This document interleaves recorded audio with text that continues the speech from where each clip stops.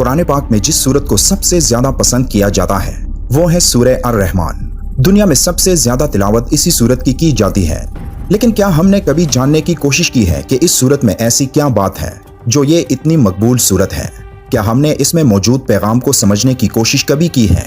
اور وہ کیا وجہ ہے کہ میڈیکل فیلڈ میں اس سورت نے وہ کام کر دکھائے ہیں جہاں میڈیکل سائنس فیل ہو گئی؟ آج کی ویڈیو میں ہم یہ سب جاننے کی کوشش کریں گے، تو ویڈیو کو آخر تک دیکھنا کیونکہ یہ ویڈیو آپ کی زندگی بدلنے والی ہے۔ حضور صلی اللہ علیہ وآلہ وسلم فرماتے ہیں کہ جس طرح اللہ تعالیٰ کان لگا کر قرآن کو سنتا ہے، کسی چیز کو نہیں سنتا۔ یہ بات ہمیں معلوم نہیں کیونکہ یہ سب ہم کو نظر نہیں آتا۔ ابو موسیٰ اشعری رضی اللہ تعالیٰ عنہ ایک دولت مند صحابی تھے۔ ایک رات قرآن پاک کی تلاوت فرما رہے تھے، اس بات سے بے خبر کہ کچھ لمحے بعد ان کی تلاوت کو کوئی سننے والا ہے۔ وہ اپنی کیفیت میں تہجد میں قرآن کی تلاوت کر رہے تھے، لہٰذا حضور صلی اللہ علیہ وآلہ وسلم پاس سے گزرے تو ان کی تلاوت کی آواز آ رہی تھی۔ آپ صلی اللہ علیہ وآلہ وسلم سماعت فرمانے لگے، اس کے بعد تشریف لے گئے۔ صبح کو فجر میں ابو موسیٰ رضی اللہ تعالیٰ عنہ سے ملاقات ہوئی تو تحسین کے انداز میں فرمایا، اے ابو موسیٰ، تمہیں تو اللہ نے داؤد کے سازوں میں سے ایک ساز عطا فرما دیا ہے کہ جب داؤد علیہ السلام رات کے پچھلے پہر حمد کے ترانے الاپتے تھے تو قرآن میں ہے کہ پرندے ساتھ ساتھ شامل ہو جاتے ہیں، پہاڑ وجد میں آ جاتے تھے، ان کے ساتھ شریک ہوتے۔ ایسا لحن اللہ تعالیٰ نے ان کو عطا فرمایا تھا۔ قرآن کریم میں جو حسن ہے جسے حسن مانوی کہتے ہیں وہ تو ہر لفظ میں موجود ہے، لیکن الفاظ کا یہ حسن اپنی ظاہری شکل میں اپنے عروج پر آپ کو اس صورت میں نظر آئے گا۔ اس کے علاوہ قرآن میں یہ صورت اس اعتبار سے بھی ممتاز ہے کہ اس کی ابتدائی 4 آیات پر غور کریں گے تو عجیب حقائق سامنے آئیں گے۔ اس کی پہلی 4 آیات میں سے بہترین 4 چیزوں کا ذکر کیا گیا ہے۔ اس سورت کی پہلی آیت ہے الرحمن۔ کبھی آپ نے غور کیا کہ اللہ تعالیٰ کے پیارے ناموں میں کون سا نام سب سے پیارا ہے؟ وہ نام ہے الرحمن۔ رحمان اللہ کا نام ہے، رحمان کا مادہ ہے رحمت۔ اب ہمیں سب سے زیادہ کس چیز کی ضرورت ہے؟ رحمت کی۔ حضور صلی اللہ علیہ وآلہ وسلم نے فرمایا، کوئی شخص بھی اپنے عمل کی بنیاد پر جنت میں نہیں جا سکتا جب تک کہ رحمت خدا بندی اس کی دستگیر نہ ہو۔ کسی صحابی نے جرت کر کے پوچھ لیا کہ حضور آپ بھی؟ تو فرمایا کہ ہاں میں بھی۔ آپ اندازہ کیجئے کہ رسول اللہ صلی اللہ علیہ وآلہ وسلم بھی رحمت خدا بندی کی ضرورت مند ہو تو ہماری تو سب سے بڑی ضرورت رحمت خدا بندی ہے۔ اب یہ رحمت، اللہ کی یہ شان 2 الفاظ میں بیان ہوئی ہے، ایک ہے رحمان اور دوسرا ہے رحیم۔ اس کے علاوہ کوئی مادہ ایسا نہیں جس سے اللہ تعالیٰ کے 2 نام بنتے ہوں۔ پھر ہے علم القرآن۔ رحمت خداوندی کا سب سے بڑا مظہر، رحمان کی رحمانیت کا سب سے بڑا مظہر قرآن ہے۔ اس میں جو راز ہے اسے سمجھیں۔ جو علم انسان کو حاصل ہوا وہ کس نے دیا؟ سائنس کا علم کس نے دیا؟ مخلوق میں کوئی بھی اللہ تعالیٰ کے علم کا احاطہ نہیں کر سکتا مگر جسے اللہ جتنا دینا چاہے۔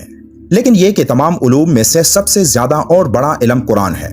اب اس بات کو ذہن نشین کرتے جائیں کہ اللہ کے ناموں میں سب سے بہترین نام رحمان ہے۔ اللہ نے جو کچھ بندوں کو سکھایا اس میں سب سے زیادہ علم قرآن کا ہے۔ انسانوں کو کس نے پیدا فرمایا؟ اللہ تعالیٰ نے۔ زمین کو، آسمان کو، چرند پرند، فرشتوں کو کس نے پیدا کیا؟ اللہ نے۔ اس کا مطلب یہ ہے کہ اللہ کی تمام مخلوقات میں بہترین تخلیق انسان ہے، تو تخلیق میں اونچی تخلیق انسان، علوم میں سب سے اونچا علم قرآن، اللہ کے ناموں میں سب سے اونچا نام رحمان۔ پھر ذکر آتا ہے علم البیان۔ ایک انسان کے اندر کتنے اعضاء ہیں، کتنی صلاحیتیں ہیں، کتنے سینس ہیں؟ ایک انسانی جسم میں سر سے لے کر پاؤں تک، اندر باہر سب کچھ کس عظیم ترتیب سے موجود ہے۔ لیکن یہاں بھی سمجھ لیں کہ انسان کے اندر جتنی صلاحیتیں ہیں، جو کچھ بھی ہے، ان میں ٹاپ پر سپیچ یعنی کلام ہے، اور کلام کی اسی خصوصیت کی وجہ سے انسان کو حیوان ناطق کہتے ہیں کہ حیوان کے اور انسان کے درمیان بیان یعنی بولنے کے ذریعے امتیاز قائم کیا گیا ہے۔ تو انسان کی صلاحیتوں میں سب سے اونچی صلاحیت بیان ہے۔ اب ان سب کو جوڑیں۔ اللہ تعالیٰ کے ناموں میں سب سے بہترین نام رحمان ہے۔ جتنے علوم اللہ تعالیٰ نے سکھائے ان میں سب سے زیادہ علم قرآن میں، اور جتنی مخلوقات اللہ تعالیٰ نے پیدا کی ان میں بہترین مخلوق انسان ہے، اور انسان کو جتنی صلاحیتیں اللہ تعالیٰ نے عطا فرمائی ان میں بہترین صلاحیت کلام کی ہے۔ اب ان سب کو جمع کیجئے تو نتیجہ کیا نکلتا ہے؟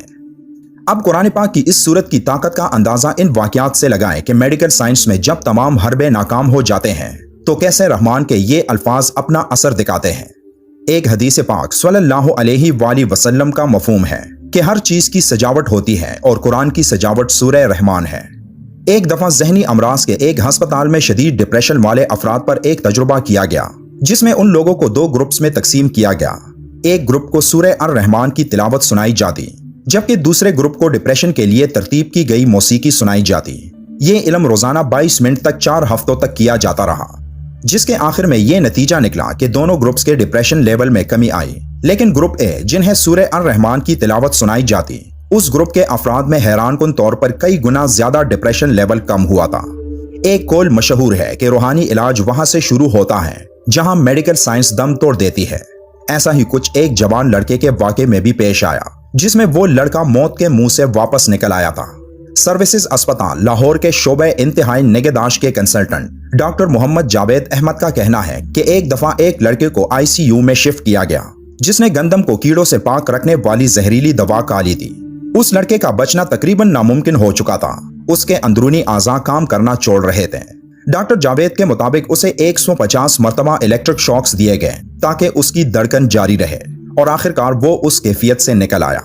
वहां मौजूद तमाम डॉक्टर्स हैरान थे कि ऐसा कैसे मुमकिन है, लेकिन डॉक्टर जावेद का कहना था कि यह सिर्फ दवा की वजह से नहीं, बल्कि इसकी असल वजह कुरान की सूरह अर-रहमान की तिलावत थी, जो उस मरीज के सरहाने मुसलसल तिलावत हो रही थी।